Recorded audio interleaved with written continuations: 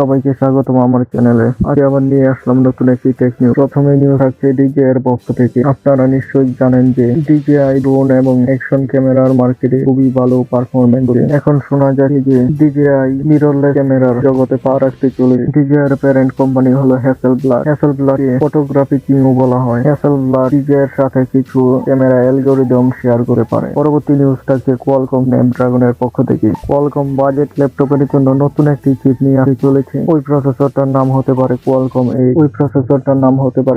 Snapdragon 8। এই প্রসেসরটা খুবই powerful এবং পাওয়ার এফিশিয়েন্ট। এই প্রসেসর দিয়ে মিড রেঞ্জের ল্যাপটপেও 8 থেকে 10 ঘন্টা ব্যাটারি ব্যাকআপ পাওয়া যাবে। এর ক্লক 3.1 45 অফ এনপিইউ এবং সম্ভবত সিকিউর হতে পারে এই সিপিইউটা। এখন ইন্টেলের পক্ষ থেকে নিউজ আসে যে ইন্টেলের অর্থনৈতিক স্থিতি ভালো যায় না।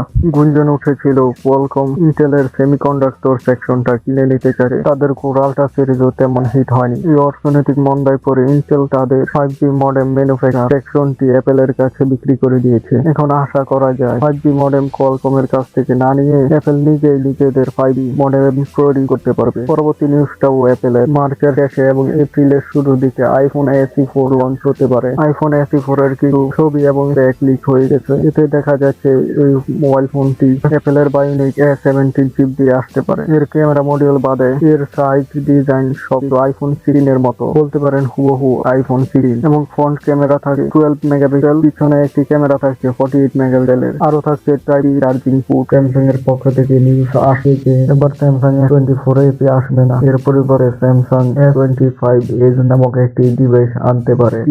2025 শোকে করেছে এই মোবাইলটা। এর রেয়ারে রয়েছে dual camera setup, 50 megapixel main shooter এবং 50 মেগাপিক্সেল আল্ট্রা ওয়াইড এবং রেয়ার ক্যামেরা থাকে 12 মেগাপিক্সেলের। প্রসেসর সেকশনে স্ন্যাপড্রাগন 8 এলিট থাকতে পারে। এই মোবাইলটা লঞ্চ হতে পারে এপ্রিলের শুরুর দিকে। পরবর্তী নিউজ অ্যাপেলের পক্ষ থেকে। আইফোন 17 এর ছবি লিক হয়ে গেছে। ছবি দেখে মনে হচ্ছে এটা গুগলের রিডেল থেকে ইন্সপায়ার। পরবর্তী নিউজ হলো এনভিডিয়া কে নিয়ে। এনভিডিয়া লঞ্চ করে দিয়েছে তাদের মিনি পিসি এবং এটা বাজারে আসতে পারে মার্চে এপ্রিলের দিকে। এটা মূলত একটি এআই কম্পিউটার। এটা দেখতে ছোট কিন্তু বলা হচ্ছে এটা খুবই পাওয়ারফুল। এটাতে চিপ হিসেবে ব্যবহার করা হয়েছে এনভিডিয়ার নিজস্ব সিপিইউ GB10 গ্রেস ব্ল্যাকওয়েল এবং integrated GPU, 128 GB RAM, 4 TB storage এবং এক petaflop NPU. 200 billion parameter AI operation handle করতে পারবে। এর প্রাইস থাকবে $3000। এনভিডিয়া দাবি করছে এর থেকে সার্ভার গ্রেড পারফরম্যান্স পাওয়া যাবে। এটা খুবই অল্প পাওয়ার কনজিউম করবে।